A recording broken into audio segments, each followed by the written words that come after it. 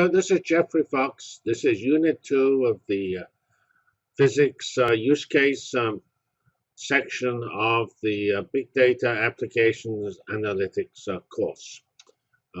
We've already introduced the looking for the Higgs particle. Here we get into a little more technical detail about gathering events and counting them up so that we can see what's going on.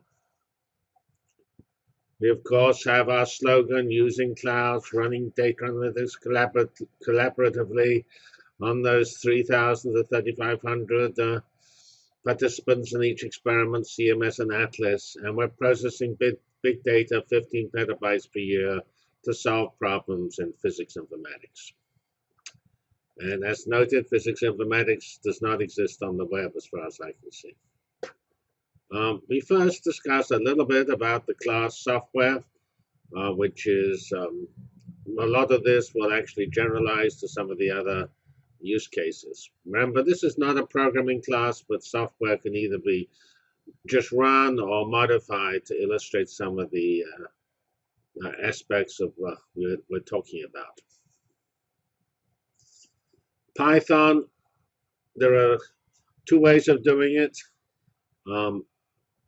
Either on a server or on your local machine. We described that a little bit with the technology training available separately in section 3.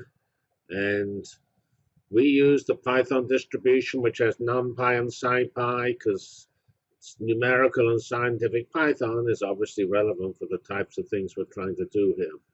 And I say that also includes matplotlib. We will use the IPython interface, which has a nice console and also a web interface. The lectures shown here actually are done by me using the console. However, we recommend probably the web interface, which came along after I recorded the sections with the lessons which had the Python results in it. So you can either download to your local client. Here's the nthought website with the Canopy product, or you can access the same software on a cloud server on the Future Grid facility. If you want to have more detail, which is outside the scope of this course, you can do Python for data, read this book, Python for Data Analysis, and that's probably already out of date. It's really old, 2012. But anyway, seriously, it's a pretty reasonable book. So as mentioned, there are really 3 ways of running your programs, at least for Python. For Java, there are 2 ways. For Python, you either use the web-based interface. That's what we'll illustrate in later slide. And you go to Future Grid, set up your virtual machine. You will be given a public IP address. You enter that IP address in your browser, and then you're redirected to the IPython shell, which will give you the web interface. Alternatively, you can actually run either the Java or Python as real code on the virtual machine, and then you go to the virtual machine and you go to here's the directory for Python, and you just go to the directories for Python or Java and run the software. Alternatively, you can just do it in the classical fashion by downloading to your local machine. Of course, the advantage of the preloaded virtual machines, they've tended to get all the directories and the dependencies correct, which is often, especially for Java, somewhat non-trivial to do unless you're very experienced. So there are 4 codes in this section, which are available from the resource, the files tab. This class 1 is used in this unit. Class 2 is only used in projects and homework, but it's available on the tab. Class 3 is used in the following unit, and class 4 is used in the 4th unit of the physics section. Note that class 3 at the moment does not have a Java version because it has such sophisticated plotting. We were not able to reproduce that in Java. We notice that each code has several components. It runs different different choices of parameters, and those are set up as IPython cells on that nice web interface. And you can either run them together, which is what happens by default at the beginning, or you run them separately from the web or the console version of IPython by selecting them.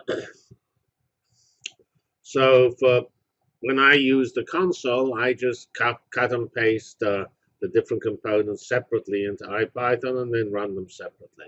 On the web, you can actually, there's an option to select a given cell. Java will run all components at the same time as a single sort of batch job. Notice in each case, although the simplest thing to do is just run the code, but you're also welcome to modify the code, change the parameter sizes so that you get more data or less data and see what the impact is. I mean, less data is, in this case, non-trivial. I mean, sort of interesting. We'll actually discuss that because you'll see why they had to run the CERN accelerator for the time it took, because with less data, you don't see the Higgs. There's too much statistical fluctuations.